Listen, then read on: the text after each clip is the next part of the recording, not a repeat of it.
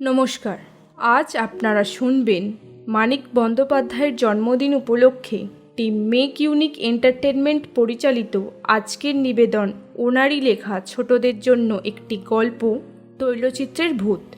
ভারতীয় কথাসাহিত্যিক শিল্পী মানিক বন্দ্যোপাধ্যায়ের জন্ম 1908 সালের 19শে মে। ওনার প্রয়াণ 1956 সালের 3রা ডিসেম্বর। জীবনের অতি ক্ষুদ্র পরিসরে তিনি রচনা করেন 40টি উপন্যাস ও 300টি ছোট গল্প। তার মধ্যে উল্লেখ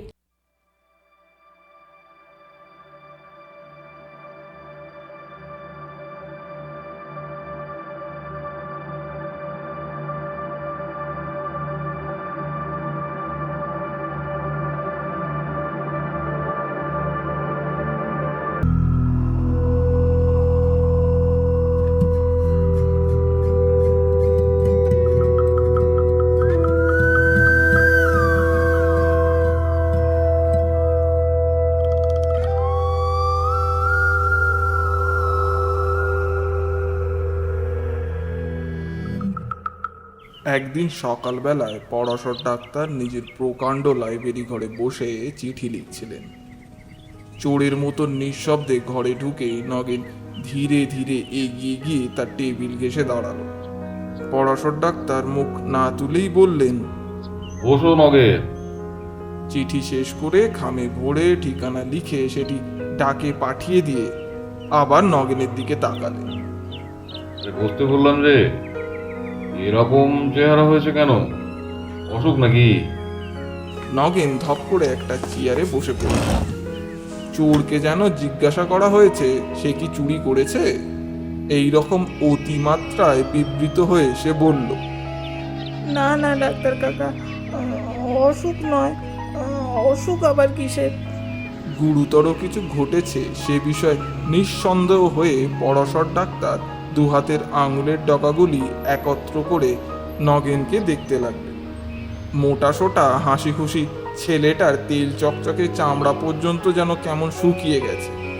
মুখে হাসির চিহ্নটুকুও নেই। চাউনি কিছুটা উদ্ভ্রান্ত।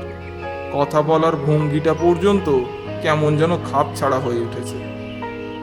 নগেন তার মামার বাড়িতে থেকে কলেজে পড়ে। 2 মাস আগে নগেনের মামার শ্রাদ্ধের নিমন্ত্রণ রাখতে গিয়ে পরাশর ডাক্তার নগেনকে দেখেছিলেন। এই অল্প সময়ের মধ্যে এমন কি ঘটেছে যাতে ছেলেটা এরকম বদলে যেতে পারে? ছেলেবেলা থেকে সে মামার বাড়িতেই মানুষ হয়েছে বটে, কিন্তু মামার জন্য এই রকম কাহিল হয়ে পড়ার মতন আকর্ষণ তো মামার জন্য তার কোনোদিনই ছিল না। বড়লোক কৃপণ মামার যে ধরনের আদর বেচারা চিরকাল পেয়ে এসেছে, তাতে মামার পরলোক যাত্রায় তার খুব বেশি দুঃখ হবার কথা তো নয়। বাইরে মামাকে সে খুব শ্রদ্ধা ভক্তি করলেও মনে মনে নগেন যে তাকে প্রায় জমের বাড়ি পাঠাতো, তাও পরশর ডাক্তার ভালো করেই জানতেন।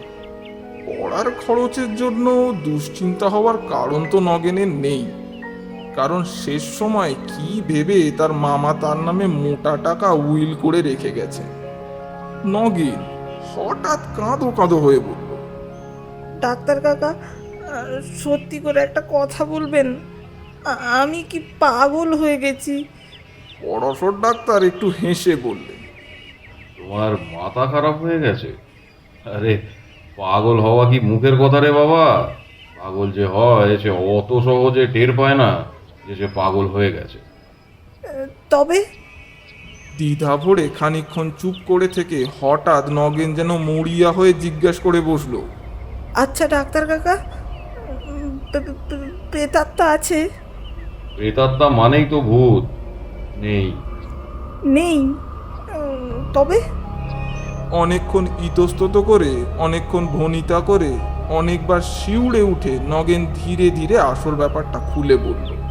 চমকপ্রদ অবিশ্বাস্য কাহিনী। বিশ্বাস করা শক্ত হলেও পরাশর ডাক্তার বিশ্বাস করলেন। মিথ্যে গল্প বানিয়ে তাকে শোনাবার ছেলে যে নগেন নয় তা তিনি ভালো করেই জানতেন। মামা তাকেও প্রায় নিজের ছেলেদের সমান মোটা টাকা কড়ি দিয়ে গেছে জেনে প্রথমটায় নগেন একেবারেই স্তম্ভিত হয়ে গিয়েছিল। মামার এই রকম উদারতা সে যে কোনোদিনও কল্পনাও করতে পারেনি। বাইরে থেকে যেমনই ব্যবহার করে থাকুক না, মামা তাকে নিজের ছেলেদের মতনই ভালোবাসতেন জেনেও পরলোকগত মামার জন্য তার অতিরিক্ত শ্রদ্ধা ভক্তিতে তার মনটা ভরে গেল। আর সেই সঙ্গে জাগলো একরকম দেবতার মতন মানুষকে সারা জীবন ভক্তি ভালোবাসার ভান করে ঠকিয়েছে ভেবে দারুণ লজ্জা আর অনুতাপও হলো। শ্রাদ্ধের দিন অনেক রাত্রে বিছানায় শুয়ে পড়বার পর অনুতাপটা যেন বেড়ে গেল। শুয়ে শুয়ে সে ছটপট করতে লাগলো। হঠাৎ এক সময় তার মনে হলো সারা জীবন তো ভক্তি শ্রদ্ধার ভান করে মামাকে সে ঠকিয়েছে। এখন যদি সত্যি সত্যি ভক্তি শ্রদ্ধা জেগে থাকে, লাইব্রেরি ঘরে মামার তৈলচিত্রের পায়ে মাথা ঠেকিয়ে প্রণাম করে এলে হয় না? আত্মগ্লানিও কিছুটা কমবে আর মনটাও একটু শান্ত হবে। রাত্রি তখন প্রায় 3টে বেজে গেছে। সকলে আলো নিভিয়ে শুয়ে পড়েছে। বাড়ি অন্ধকার। এত রাতে ঘুমাবার বদলে মামার তৈলচিত্রের পায়ে মাথা ঠেকিয়ে প্রণাম করার জন্য বিছানা ছেড়ে উঠে যাওয়া যে অতিমাত্রায় খাপছাড়া ব্যাপার হবে সে জ্ঞান নগেনের ছিল। তাই কাজটা সকালের জন্য স্থগিত রেখে ঘুমাবার চেষ্টা করল। কিন্তু তখন তার মাথা গরম হয়ে গেছে। মন একটু শান্ত না হলে যে ঘুম আসবার কোনো সম্ভাবনাই নেই। কিছুক্ষণ এপাশ ও ওপাশ করবার পর ভালো করে টের পেয়ে শেষকালে মরিয়া হয়ে সে বিছানা ছেড়ে উঠে পড়ল। লাইব্রেরিটি নগেনের দাদামশাইয়ের আমলে। লাইব্রেরি সম্পর্কে নগেনের মামার বিশেষ কোনো মাথা ব্যথাও ছিল না। তার আমলে গত 30 বছরের মধ্যে লাইব্রেরিটার পিছনে একটি পয়সাও খরচ হয়েছে কিনা সন্দেহ। আলমারি কটি অল্প দামি আর অনেক দিনের পুরনো। ভেতরে বেশিরভাগই অদরকারি বাজে বইয়ে ঠাসা। এছাড়া মাসিক পত্রিকা আর নানান রকম ভাঙাচোরা ঘরোয়া জিনিস গাদা করে রাখা আছে। টেবিলটির এবং চেয়ারটির খুব সম্ভবত অন্য ঘর থেকে পেনশন পেয়ে এ ঘরে স্থান হয়েছে। দেওয়ালে 3টি বড় বড় তৈলচিত্র, সস্তার ফ্রেমে বাঁধানো কয়েকটি সাধারণ রঙিন ছবি ও ফটো ফ্রেমে বাঁধানো। তাছাড়া কয়েকটি পুরনো ক্যালেন্ডারের ছবিও আছে। কোনোটিতে ডিসেম্বর, কোনোটিতে চৈত্র মাসের 12 তারিখ লেখা কাগজের ফলক এখনও ঝুলছে। তৈলচিত্রের একটি নগেনের দাদামশাইয়ের, একটি দিদিমার এবং অপরটি তার স্বর্গীয় মামার। দাদামশাই আর দিদিমার তৈলচিত্র দুটি একদিকে দেওয়ালে পাশাপাশি টাঙানো আছে। মামার তৈলচিত্র স্থান জুড়ে আছে পাশের দেওয়ালের মাঝামাঝি। কারোর ঘুম ভেঙে যাবার ভয়ে নগেন আলো জ্বালেনি, কিন্তু তাতে তার কোনো অসুবিধা ছিল না। ছেলেবেলা থেকে এ বাড়ির আনাচে কানাচের সঙ্গে তার পরিচিত। লাইব্রেরিতে ঢুকে অন্ধকারেই সে মামার তৈলচিত্রের কাছে এগিয়ে গেল। অস্ফুট স্বরে সে বলল, আমায় ক্ষমা করো মামা। সে তৈলচিত্রের পায়ে আন্দাজে স্পর্শ করল। বর্ণনার এখানে পৌঁছে নগেন শিউরে উঠে চুপ করে গেল। তার মুখ আরো বেশি ফ্যাকাশে হয়ে গেছে, চোখ বিস্ফারিত। তারপর নগেন ঢোক গিলে জিভ দিয়ে ঠোঁট চেটে বলল, যেই ছবিটা ছুঁয়েছি ডাক্তার কাকা, কে যেন আমাকে জোরে ধাক্কা দিয়ে ঠেলে ফেলে দিল। সমস্ত শরীরটা ঝনঝন করে উঠল। তারপর কিছু মনে নেই। জ্ঞান হতে দেখি সকাল হয়ে গেছে। আমি মামার ছবির নিচে মেঝেতে পড়েছিলাম। পরাশর ডাক্তার গম্ভীর মুখে জিজ্ঞাসা করলেন, আগে তুমি কোনোদিনও ফিট হয়েছিলে নগেন? নগেন মাথা নেড়ে বলল, ফিট না, পশমিনকালও আমার ফিট ছিল না। আপনি ভুল করছেন ডাক্তার কাকা। এ ফ্লিট নয়। মরলে হয়তো মানুষ সব জানতে পারে। মামাও জানতে পেরেছে টাকার লোভে আমি মিথ্যে ভক্তি দেখিয়েছিলাম। তাই ছবি ছোঁয়া মাত্র রাগে ঘেন্নায় আমাকে ধাক্কা দিয়ে সরিয়ে দিয়েছিলেন। সবটা শুনুন আগে, তাহলে বুঝতে পারবেন। সমস্ত সকালটা নগেন মরার মতন বিছানায় পড়ে রইল। এই চিন্তাটাই তার কেবল মনের মধ্যে ঘুরপ্যাঁচ খেতে লাগলো। ভক্তি ভালোবাসার ছলনায় টাকা আদায় করে নিয়েছে বলে পরলোকে গিয়েও তার মামার এখনো জোরালো বিতৃষ্ণা জেগেছে যে তার তৈলচিত্র পর্যন্ত তিনি এখনো স্পর্শ করতে দিতে রাজি নন। যাই হোক, নগেন একালের ছেলে। প্রথম ধাক্কাটা কেটে যাওয়ার পর তার মনে নানান রকম দ্বিধা সন্দেহ জাগতে লাগলো। কে জানে রাতে যা ঘটছে তা নিছক স্বপ্ন কিনা। ধৈর্য ধরতে না পেরে দুপুরবেলা সে আবার লাইব্রেরিতে গিয়ে মামার তৈলচিত্র স্পর্শ করে প্রণাম করল। একবার যদি মামার রাগ দেখিয়ে থাকেন, আবার দেখাবেন নাই বা কেন? এবার কিছু ঘটল না। শরীরটা অবশ্য খুব খারাপ হয়ে গেছে। মেঝেতে ধাক্কা যেখানে লেগেছিল, মাথাটা সেইখানে ফুলে টন টন করছে। এবং সকালে লাইব্রেরিতেই মামার তৈলচিত্রের নিচে মেঝেতে তার জ্ঞান হয়েছিল। কিন্তু এতে বড় জোর প্রমাণ হয়, রাত্রে ঘুমের মধ্যেই হোক আর জাগ্রত অবস্থাতেই হোক, লাইব্রেরিতে গিয়ে সে একটা আছাড় খেয়েছিল। নিজের তৈলচিত্রে ভর করে মামাই যে তাকে ধাক্কা দিয়েছিলেন তার কি প্রমাণ আছে? নগেন যেন স্বস্তির নিঃশ্বাস ফেলে বাঁচল, কিন্তু বেশিক্ষণ তার মনে শান্তি টিকল না। রাতের আলো নিভিয়ে বিছানায় শুয়ে হঠাৎ তার মনে পড়ে গেল, তার তো ভুল হয়েছে। দিনের বেলায় তাকে ধাক্কা দেওয়ার ক্ষমতা তো তার মামার এখন নেই। রাত্রি ছাড়া তার মামা তো এখন কিছুই করতে পারবে না। কি সর্বনাশ! তবে তো রাত্রে আবারও মামার তৈলচিত্র না ছুঁয়ে কালকের ব্যাপারটাকে স্বপ্ন বলাও যায় না। এত রাতে আবার লাইব্রেরিতে যাওয়ার কথা ভেবেই নগেনের হৃদকম্পন হতে লাগলো। কিন্তু এমনই একটা সন্দেহ না মিটিয়েই বা মানুষের চলে কি করে? খানিকটা পরেই নগেন আবার লাইব্রেরিতে হাজির। ভয়ে বুক কাঁপছে, ছুটে পালাতে ইচ্ছাও হচ্ছে, কিন্তু কি এক অদম্য আকর্ষণে তাকে টেনে নিয়ে চলেছে মামার তৈলচিত্রের দিকে। ঘরে ঢুকে সে সুইচ টিপে আলো জ্বেলে দিল। মটকা পাঞ্জাবির ওপর দামি শালগায়ে মামা দেওয়ালে দাঁড়িয়ে আছেন। মাথায় কাঁচা পাকা চুল, মুখে এক জোড়া মোটা গোঁফ, চোখে ভর্ৎসনায়ক দৃষ্টি। নগেন এগিয়ে গিয়ে মামার পায়ের কাছে তার কাঁপা কাঁপা হাত দিয়ে ছবিটি স্পর্শ করল। কেউ তাকে ঠেলে সরিয়ে দিল না, কিন্তু হঠাৎ সমস্ত শরীরটা যেন কেমন অস্থির হয়ে গেল। তৈলচিত্র থেকে কি যেন তার মধ্যে প্রবেশ করে ভেতর থেকে তাকে কাঁপিয়ে তুলেছে। তবু নগেন যেন বাঁচল। ভয়ের জন্যই শরীরটা একরকম অস্থির অস্থির করতে পারে, সেটা সামান্য ব্যাপার। ফিরে যাওয়ার সময় আলোটা নিভিয়ে নগেন আবার থেমে দাঁড়িয়ে পড়ল। তার আরও কয়েকটা কথা মনে পড়ে এসেছে। কাল ঘর অন্ধকার ছিল, আজ আলোটা থাকার জন্যই যদি মামা কিছু না করে থাকেন। নগেনের ভয় অনেকটা কমে গিয়েছে। অনেকটা নিশ্চিন্ত মনে সে অন্ধকারে তৈলচিত্রের কাছে ফিরে গেল। সে জানে অন্ধকারে তৈলচিত্র স্পর্শ করলেও কিছু হবে না। ঘরে একটা আলো জ্বলছে কি জ্বলছে না তাতে কি বিশেষ আসে যায়।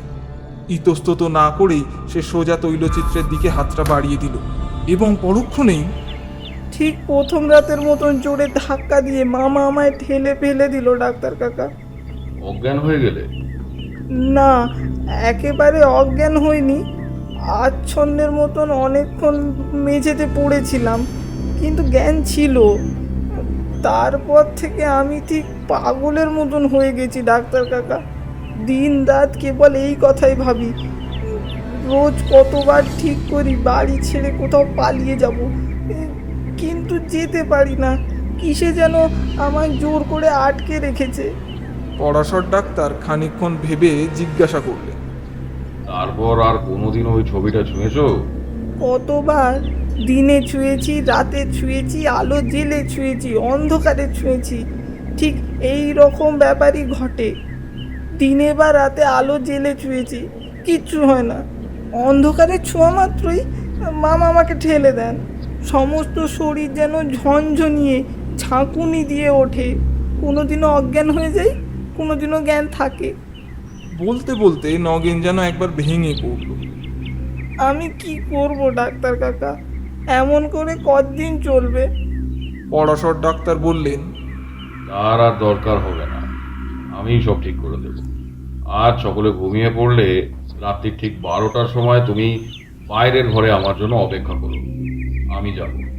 একটু থেমে আবার বললেন, ভূত বলে কিছু নেই নগেন।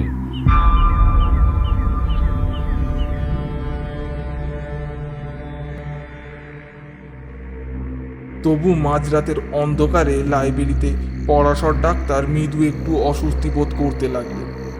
এই ঘরে বাড়ির লোক খুব কমই আসে। ঘরের বাতাসে পুরনো কাগজ আর একটা ভ্যাপসা গন্ধ পাওয়া যায়। নগেন শক্ত করে তার হাতটা চেপে ধরে কাঁপছে। কিসের ভয়? ভূতের? তৈলচিত্রের ভূতের?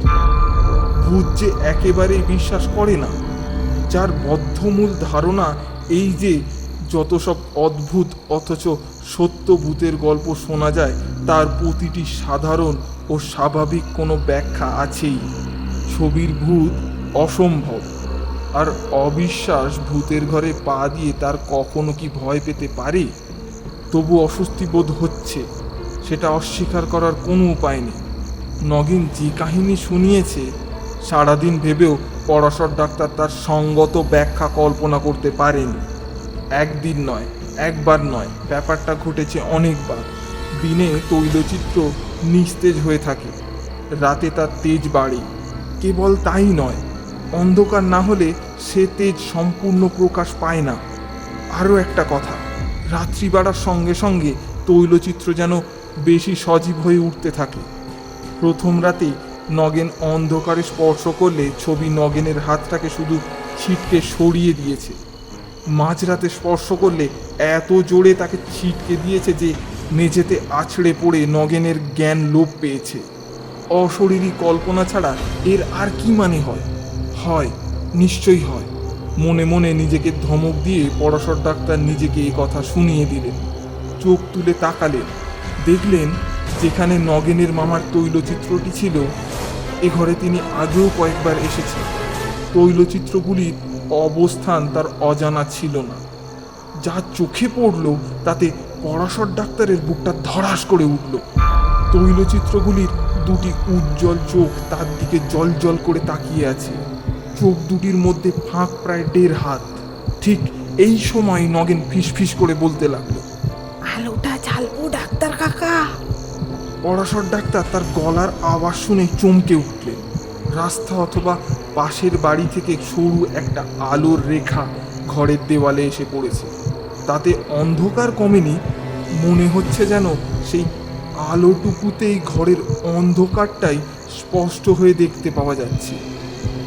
নগেন আবার ফিসফিস করে বলল, একটা কথা আপনাকে বলতে ভুলে গেছি ডাক্তার কাকা।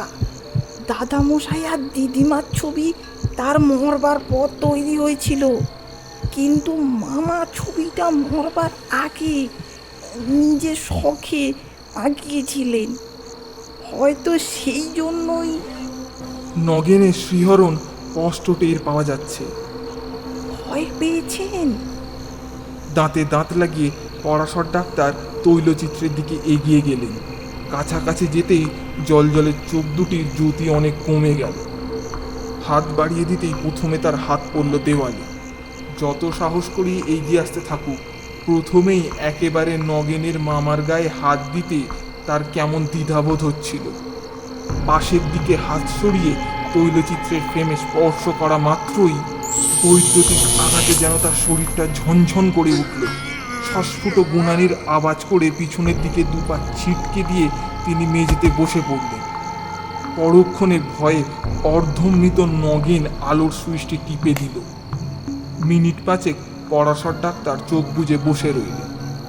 তারপর চোখ মিলে মিনিট পাঁচেক এক দৃষ্টে তাকিয়ে রইলেন নগেনের মামার রূপোর ফ্রেমে বাঁধানো তৈলচিত্রের দিকে। তারপর তীব্র চাপা গলায় বললেন, তুমি একটা আস্ত গর্দভ নগেন। রাগ একটু কমলে পরাশর ডাক্তার বলতে লাগলেন, গাধাও তোমার চেয়ে বেশি বুদ্ধিমান। এত কথা বলতে পারলে আমাকে, আর এই কথাটা একবারও বলতে পারলে না যে তোমার মামার ছবিটা ইতিমধ্যে রূপোর ফ্রেমে বাঁধানো হয়েছে আর ছবির সঙ্গে লাগিয়ে দুটো ইলেকট্রিক বাল্ব ফিট করা হয়েছে। আমি কি জানি? 6 মাস আগে যেমন দেখেছিলাম আমি ভেবেছিলাম ছবিটা এখনো তেমনই অবস্থায় আছে। ইলেকট্রিক শককেও বুঝতে পারো না যে কিসের শক লাগলো? তুমি কোন দেশি ছেলে? আমি তো শখ খাওয়া মাত্রই টের পেয়ে গিয়েছিলাম যে তোমার মামার ছবিতে কোন প্রেতাত্মা ভর করেছে। নগেন উদ্ভ্রান্তের মতন বলল। রূপার ফ্রেমটা দাদা মশাইয়ের ছিল। চুরি যাবার ভয় মামা অনেক দিন আগেই সিন্ধুকে তুলে রেখেছিলেন। মামার শ্রাদ্ধের দিনে মাইমা ফ্রেমটা বার করে মামার ছবিটা বাঁধিয়েছিল। আলো দুটো লাগিয়েছে আমার মামাতো ভাই পরেশ। হ্যাঁ, সে বছর ইঞ্জিনিয়ারিং কলেজে ভর্তি হয়েছে। তাই বলল এই সমস্ত কাজের জন্য ইলেকট্রিশিয়ান মিস্ত্রিকে পয়সা দেবে কেন। পরাশর ডাক্তার একটু হেসে বললেন। পরেশ তোমার মামার উপযুক্ত ছেলেই বটে। কিছু পয়সা বাঁচানোর জন্য বাপের ছবিতে ভূত এনে ছেড়ে দিয়েছে। এই খবরটা যদি আগে দিতে আমায়। নগেন সংশয় ভরে বলল। কিন্তু ডাক্তার কাকা, পরাশর ডাক্তার রাগ করে বললেন। কিন্তু কি এখনো বুঝতে পারছো না, তাই তো? দিনের বেলায় মেন সুইচ অফ করা থাকে, তাই ছবি ছুলেও কিছু হয় না। ছবি মানে ওই রূপোর ফ্রেমটার নিচে কাঠফাট জাতীয় কিছু একটা আছে। দেয়ালের সঙ্গে কোনো যোগাযোগ নেই, নইলে তোমাদের ইলেকট্রিক বিল এমন হুহু করে বেড়ে যেত যে তারপরে আবার কোম্পানি থেকে লোক নিয়ে এসে লিকেজ খুঁজতে হতো। তুমিও তখন আবার আসল ভূতের পরিচয়টা জানতে পারতে। সন্ধ্যার পর বাড়ির সমস্ত আলো জ্বলে, আর বিদ্যুৎ তাম আর তার দিয়েই যাতায়াত করতে একটু বেশি ভালোবাসে কিনা, তাই সেই সময় ছবি ছুলে তোমার কিচ্ছু হয় না। এই ঘরের আলোটা জ্বললেও তাই হয়। মাঝরাত্রে বাড়ির সমস্ত আলো নিভে যায়, তখন ছবিটা ছুলে আর কোনো পথ খোলা নেই দেখে বিদ্যুৎ অগত্যা তোমার মতো বোকা হাওয়া শরীর দিয়েই যাবে। পরাশর ডাক্তার চুপ করে গেলেন। তার হঠাৎ মনে পড়ে গেছে, সুযোগ পেলে পথ হিসাবে তার শরীরটা ব্যবহার করতেও বিদ্যুৎ দ্বিধা করবে না। তিনি হাঁপ ছাড়লেন। কপাল ভালো যে তড়িতাহত হয়ে প্রাণহানি হয়নি।